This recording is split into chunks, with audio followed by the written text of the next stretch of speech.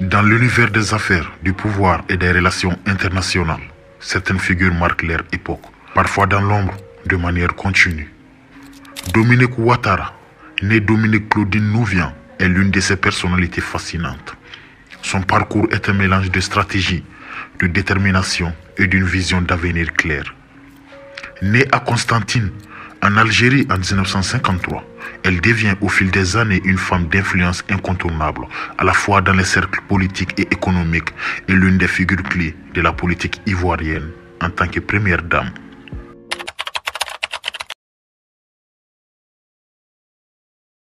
Née dans la ville de Constantine en Algérie, Dominique Ouattara voit le jour dans un contexte marqué par les bouleversements historiques.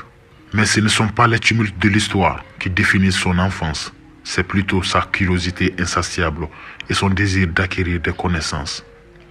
Très jeune, Dominique est une élève brillante. Elle poursuit son éducation en France, où elle obtient son baccalauréat en sciences économiques en 1972. Son ambition ne s'arrête pas à une formation classique. Elle se lance dans les études en langue et en économie à l'université Paris X, obtenant en 1975 un DEC de langue option économie. Dominique s'intéresse rapidement aux affaires et à l'administration de biens.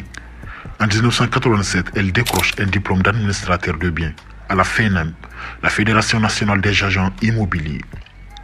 Créée en 1946, la Fédération nationale des agents immobiliers et mandataires est une fédération de chambres syndicales départementales ou interdépartementales. Syndicat patronal dans l'immobilier, elle rassemble des agents immobiliers, administrateurs de biens, syndics de copropriété, experts immobiliers, diagnostiqueurs et autres professionnels connexes, qu'ils soient indépendants ou affiliés à un réseau commercial, coopératif ou franchise. Cette étape sera décisive dans sa carrière à venir. C'est cette compétence qui la propulsera sur la scène internationale et qui fera d'elle une experte en immobilier.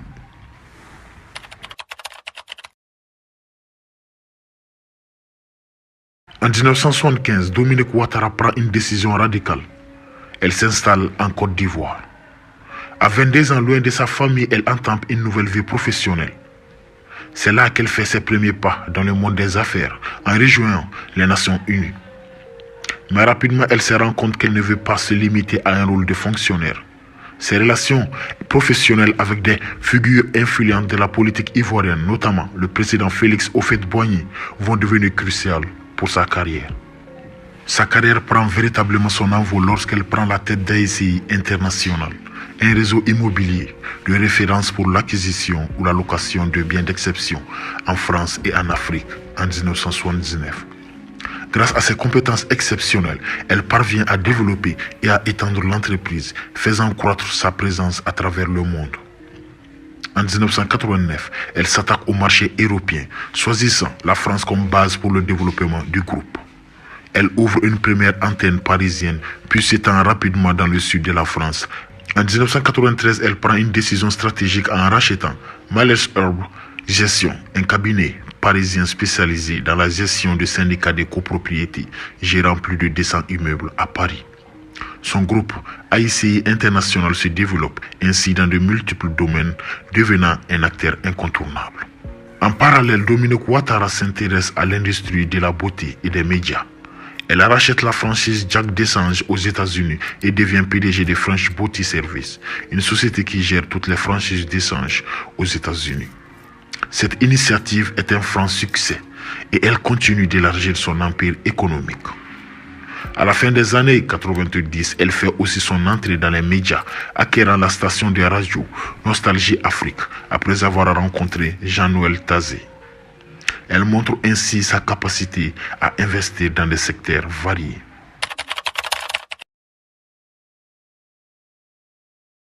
Mais ce qui distingue Dominique Ouattara des autres femmes d'affaires, c'est son habileté à naviguer dans les milieux politiques. Lorsque son mari Alassane Ouattara est nommé Premier ministre de la Côte d'Ivoire en 1990, Dominique ne se contente pas de rester dans l'ombre. Elle devient une stratège politique de premier plan. Sa capacité à influencer les cercles politiques est impressionnante.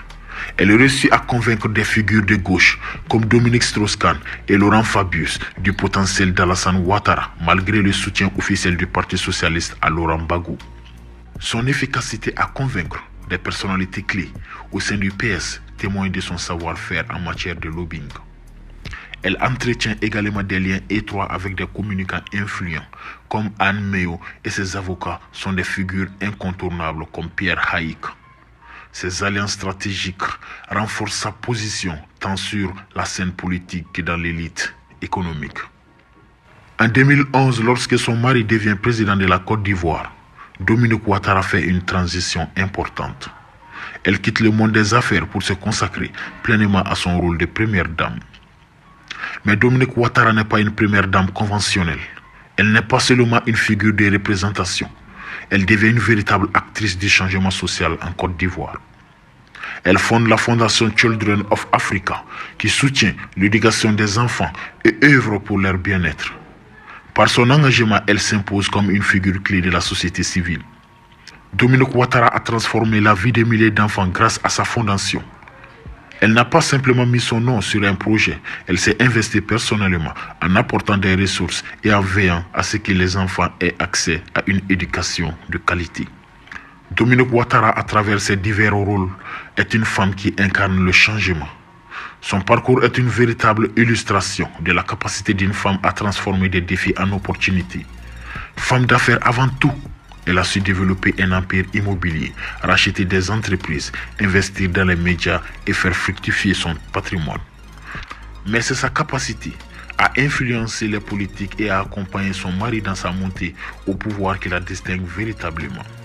En tant que première dame, elle n'a jamais cessé de travailler pour le bien de son pays. Son influence dépasse largement les frontières de la Côte d'Ivoire et son nom résonne désormais dans le couloir du pouvoir mondial. Dominique Ouattara est bien plus qu'une première dame. Elle est une femme d'exception, une stratège qui a su concilier affaires, politique et engagement social. Son ascension est marquée par une maîtrise parfaite des enjeux économiques et politiques, fait d'elle une figure incontournable de la scène internationale.